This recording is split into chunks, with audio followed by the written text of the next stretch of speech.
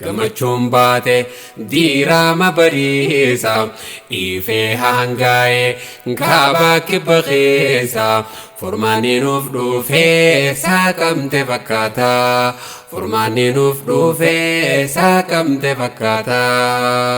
Gammachuun baate diiraama bariisa ifee hangaa'e kaabaa kibba keessa furmaanni nuuf dhufee saaqamte fakkaata furmaanni nuuf dhufee saaqamte fakkaata. Ulamaa'i ibsituu lafaa ibsituu nafaa tolchituu karaa hundaaf hangafa daandii rabbii hadiisa quraanni sirraan dhufa. Ulamaa malee jiruun hin toltu bocoola jiruu tortortu isii waa jiraachuun sitti hin toltu isii waa jiraachuun sitti hin toltu. Barsiisii yaa barsiisa hawaasa seenaa bareedduu siitu galmeessa hawaasa jigee siitu wal kaasa qaqqartee hubachiistee dammaysitee bakka namni hin gahiin siitu geessisa darajaa gurguddoo siitu ol baasa. Gammachuun baate diiraama bariisa ifee hangaa'e kaabaa kibba keessa furmaanni nuuf dhufee saaqamte fakkaata furmaanni nuuf dhufee saaqamte fakkaata. Barsiisii yaa barsiisa hawaasa seenaa bareedduu siitu galmeessa hawaasa jigee siitu wal kaasa qaqqartee hubachiistee dammaysitee bakka namni hin gahiin siitu geessisa darajaa gurguddoo siitu ol baasa.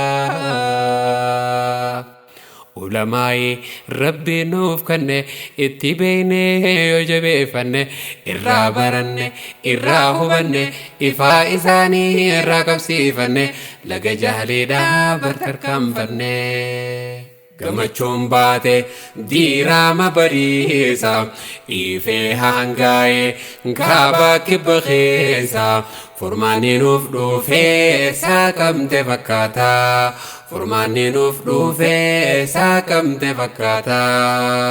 Rooba caama keessa bonaa ganna keessa waan ati taate waan ati goote waan si mudate seenaadha odeessa waan si mudate seenaadha odeessa. Kan rabbi qabu samaal waa dhabe kan wal qabu samaal waa dhabe kan waa qabu samaal waa dhabe. Ulamaa'i rabbiif qabe diin islaamaa rabbii ol qabe.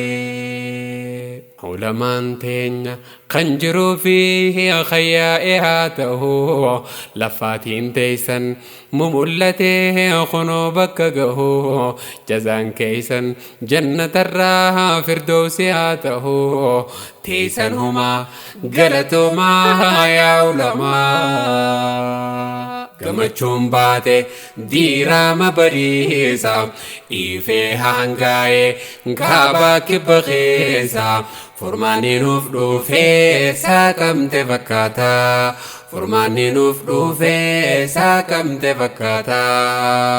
Gammachuun baate diiraama bariisa ifee hangaa'e kaabaa kibba keessa furmaanni nuuf dhufee saaqamte fakkaata furmaanni nuuf dhufee saaqamte fakkaata.